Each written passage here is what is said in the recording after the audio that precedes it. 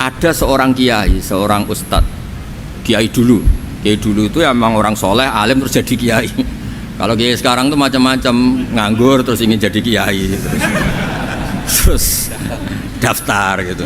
Ada lowongan di yayasan masuk ingin jadi ustadz karena dengar ada gajinya.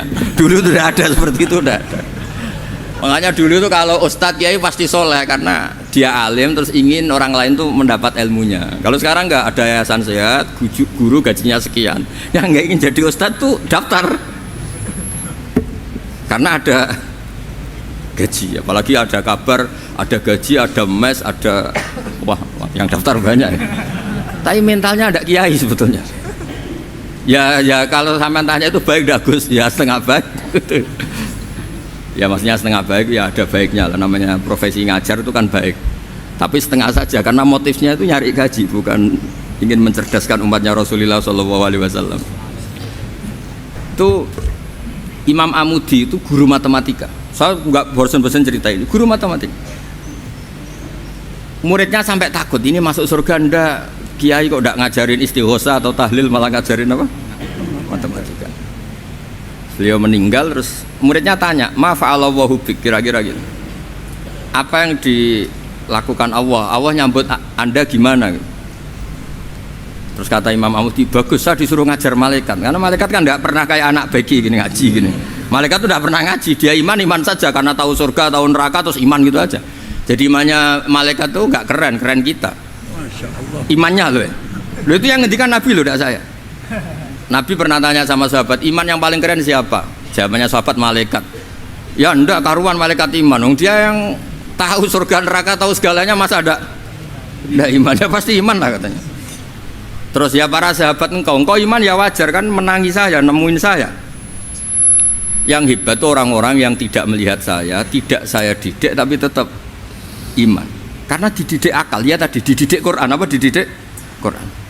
Sama siapa? Teks bahasa Arabnya masang. Terus Imam Amudi kata Allah, suruh dia ngajarin para malaikat cara menemukan saya. Malaikat dikumpulin terus Imam Amudi disuruh ngajar. Sama singkat kata-katanya Allah di mimpi itu. Istadilla ala wahdaniyati bihadrati malaikati. Tolong ajarkan cara menemukan saya padahal Anda ini manusia yang tidak melihat saya. Anda di Jakarta kan hanya gedung-gedung. Paling jadi khayal terus nikmat lah, Anda ikut punya tapi ikut nikmati. Itu orang desa-desa kalau ke Jakarta itu pokrol. Wah di Jakarta itu gedungnya tinggi-tinggi, tidak kayak kampung sini. Lo udah ikut punya, ikut bangga. Di Jakarta orangnya cantik-cantik, tidak kayak orang sini. Padahal dia ya tidak dapat orang cantik gitu. Jadi Allah tuh saking pinternya, miskin-miskin ya bisa berkhayal dan bahagia. Nah, itu alhamdulillah betul. Akhirnya itu apa ini anak-anak begini saya tak niati ngajar standar anak-anak akademik. Terus pertama yang diajarkan hanya bilang gini, sama siapa teksnya itu? Ya malaikat wahai para malaikat. Terus beliau bilang, nisbatus naini wassalasah ila mala nihayata lahu nisbatul far'i ilal asli. Angka itu jumlahnya berapapun 2, 3 sampai triliunan. Semuanya itu nisbatul far'i ilal asli. Binisbat ilal wahid nisbatul far'i ilal asli. Angka 2 ya cabangnya 1, 3 ya cabangnya 1, 1 triliun ya cabangnya 1. Tetap yang asal usul adalah angka 1. Itu nangis semua malaikat. Cara Jawa itu mandekman kue iman kaya imanku. Makanya imannya umat Rasulullah SAW itu PD-nya yakinnya kayak imannya malaikat. Kalau Tuhan itu 1. Karena angka agak bisa dimulai kecuali dengan angka 1. Makanya nisbatus naini wassalasah ila mala nihayatalahu iku nisbatul far'i ilal asli. Semuanya itu nisbatnya cabang ke induk. Berarti semua alam raya ini tetap asal usulnya 1, yaitu qul huwallahu ahad. Nah itu namanya akal. Umatnya Rasulullah itu ditinggali mukjizat akal lewat panduan Quran, sehingga meskipun kita tidak menangi Rasulullah, tidak menangi sahabat, kita tidak tahu malaikat Jibril, tapi cara iman kita ini tidak kalah keren. Yakin hakul yakin. Terus kedua gambar. Kamu gambar rumah, gambar hewan, gambar apa saja mesti dimulai 1 titik. Entah gambar kamu bagus entah jelek tetap dimulai 1 titik. Lah titik ini namanya nuqtatul wujud. Semua alam raya dimulai dari satu titik, yaitu nuqtatil wujud. Makanya Quran dimulai bismillah, dan bismillah itu dipilih sama Allah pakai pertama ba itu ada titik. Itu kata semua ulama, itu titik itu singkatan dari bi kana makana wa bi yakunu mayakun. Karena saya semuanya ada. Bi itu karena saya. Jadi makanya santri-santri beki tidak usah bayangkan kamu jadi wali terus bisa terbang ke Mekah, tidak usah. Kalau terbang ke Mekah ya sudah umroh aja bayar. Kalau enggak ya maklaran KBH atau apa, pokoknya cari gratis itu. Ya gratis kan, dapat orang 10 gratis satu. Terus orang enggak umroh dirayu-rayu supaya umroh. Repot. Itu pelanggaran fikih itu. Kalau orang punya utang itu wajibnya hanya utang dulu gitu. Wah repot. Saya itu juga sering bingung di kampung-kampung. Gus sama umroh. Kenapa? Dapat gratisan. Minta uang saja buat nyaur utang, nggak boleh. Wah, secara fikih yang wajib itu nyaur utang bukan umroh. Nggak boleh Gus diminta uang, nggak boleh, harus umroh. Udah gitu saya ini bingung Gus mau umroh, nggak nikmati. Kenapa? Disuruh ngajar Gus. Repot semua kalau ibadah mergawe ya gini, bingung semua. Ya saya mohon anak-anak BK semuanya yang seneng Quran itu harus seneng sampai kayak saya sehingga tahu. Istidlal, mencari Tuhan dengan cara tauhid yang berbasis akal itu sedzahir imannya malaikat. Jika di klasmen iman itu manusia ulul ilmi, kita yang nekuni ilmu itu nomor 1 prakteknya. Karena nomor 1 itu Allah karuan kan, syahidah Allah kan nggak tertandingi, syahidah wa annahu la ilaha illallah. Terus wal malaikatu, malaikat kan karuan karena langsung menyaksikan surga. Dan ketiga apa? Wa ulul ilmi. Berarti prakteknya kan nomor 1. Kalau kompetitornya semuanya manusia, ulul ilmi nomor berapa? 1 kan? Nah nomor 3 kan dari Allah, malaikat, ulul ilm. Berarti kalau kompetisinya antar manusia nomor berapa? 1 kan? Nah kenapa ulul ilmi di nomor 3 kan tapi dari Allah, malaikat, ulul? Kerennya kayak apa? Karena cara iman ulul ilmi itu enggak ada ragunya sama sekali. Kamu ragu enggak kalau 2 itu cabang dari 1, asalnya 1? Enggak pernah kan ragu kan? Semua gambar seruat apapun dimulai dari 1 titik, ragu enggak? Enggak kan? Nah imannya umatnya Nabi karena dipandu oleh Quran itu seyakin itu, sehakul yakin itu. Nah itu terus Jubair bin Mut'im jadi iman. Am khuliqu min ghairi syai'in am humul khaliq. Terus kata Allah lagi, kalau kamu tidak percaya saya yang bikin langit bumi ya gampang dong, kamu saja yang ngomong kalau kamu yang bikin. Paling orang sepakat kamu stres. Terus hanya ayat gitu, am khalaqus samawati wal ard. Kalau kamu tidak yakin Allah yang bikin ya silahkan Anda klaim saja kalau kamu yang bikin langit bumi. Bala yuqinun, kamu juga gak mau kan dibilang stres. Nah ini terus saya teruskan ya. Makanya mukjizat terbesarnya Nabi adalah Al-Quran. Karena Al-Quran itu cerita tentang hukum-hukum akal, cerita tentang logika-logika peradaban.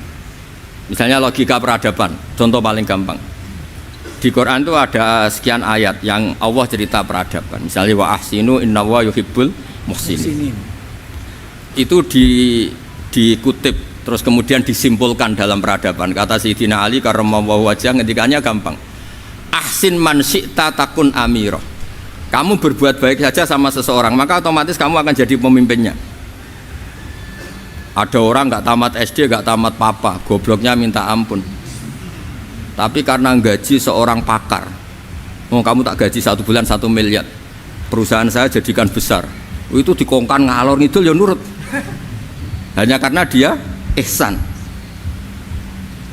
Terus wastaghni amman syi'ta takun nadhira. Saya ulang lagi. Wastaghni amman syi'ta takun nadhira. Dan kamu jangan butuh orang lain, siapapun dia, maka kamu akan setara. Misalnya ada menteri orang antri mau salim, tapi kamu tidak butuhkan, tenang saja. Tapi kalau kamu butuh, habis kamu. Ya kan, kamu tidak butuh seseorang, maka kamu posisinya akan setara. Kamu harus sopan karena punya utang jasa. Kalau nggak punya apa-apa kan setara. Ya enggak. Misalnya kamu jajar rektor atau jajar menteri, jajar apa saja. Kalau kamu tidak punya utang kan, kamu jajar menteri tidak punya utang. Sama jajar satpam tapi punya utang, takut mana?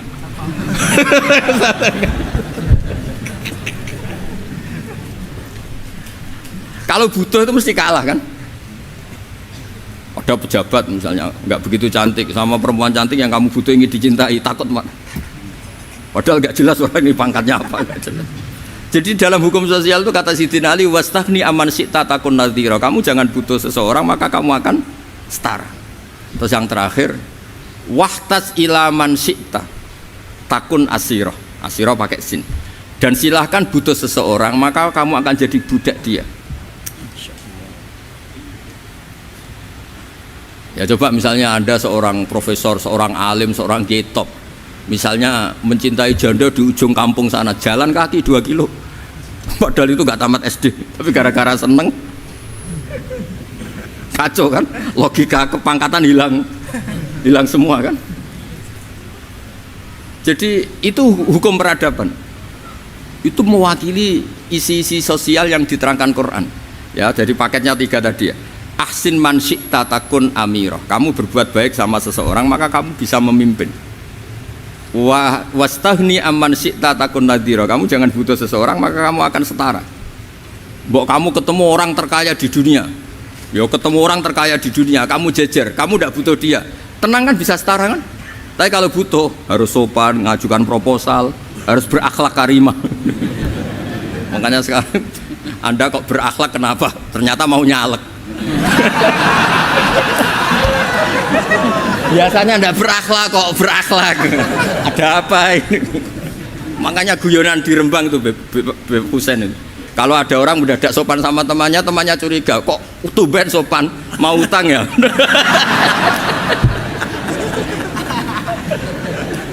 Zaman akhir itu kacau.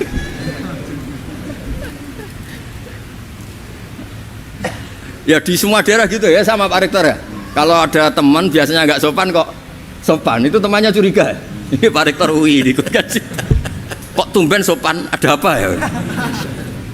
Karena di mana-mana orang butuh itu pasti beretika. Kamu punya teman paling berdua, kalau mau utang berakhlak gak?